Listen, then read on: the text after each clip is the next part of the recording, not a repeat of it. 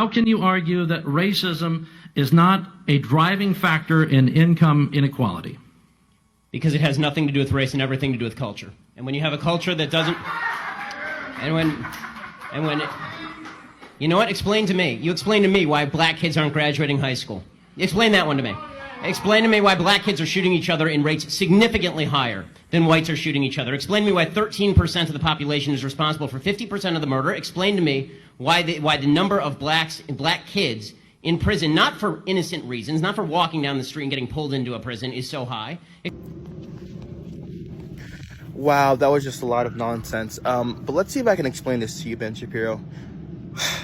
See, this has nothing to do with culture and everything to do with nurture.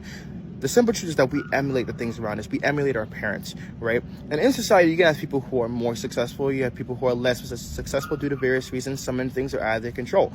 The honest to God truth is that if you are more successful, your kids are more likely to be successful. And if you're less successful, your kids are less likely to be successful. If your parents were incarcerated, your kids are more likely to be incarcerated. If your parents were in abusive situations, relationships, you're more likely to be in an abusive relationship. That's just that's the honest to God truth. And that has nothing to do, and none of what I've talked about has anything to do with culture whatsoever. Now, this extends to all nationalities, all ethnicities, no matter who you are. And let's go ahead and take the Asian community, because Republicans like to talk a lot about the Asian community and say, oh, then what about the Asian community?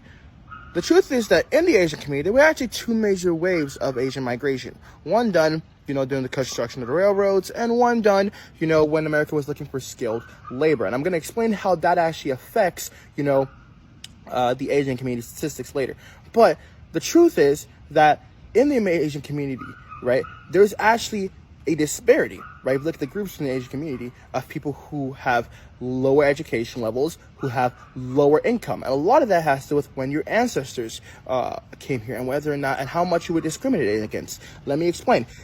People in the first wave of migration are actually less likely to graduate high school, not college, and also less likely to get, or more likely, to get lower paying jobs than the people who graduated, or than the people who were here during the second wave of migration, which is where a lot of Asians actually came here during the second wave of migration.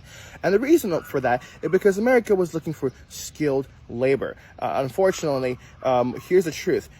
America pulls people from different countries, whether it's to India, whether it's, any Asian country, or it's Nigeria or stuff like that, and they pull skilled workers into the United States. And when you get to the United States, you're more likely, because you already have a skill, to get a higher paying job, which means you're more likely to provide for your kids better. Your kids see that and they emulate that. This is just a fact. Again, this has nothing to do with culture whatsoever, and it has everything to do with nurture and how you grew up. The problem is that when you have groups of people, like, for example, the Asian community, the first wave of Asian migrations, who were discriminated against, or the African-American community, who were discriminated against due to institutional racism, you're going to have huge disparities in wealth, and you're going to have huge disparities in education level. That's just a simple fact. And to talk about his whole crime thing, the truth is that more crime happens in poorer neighborhoods. That's just a fact, okay? If you have more African-Americans living in poor neighborhoods, there's going to be more crime happening in the African-American community. This goes for any community. It has nothing to do with culture whatsoever. And this is the dumbest take I've ever heard in my entire life.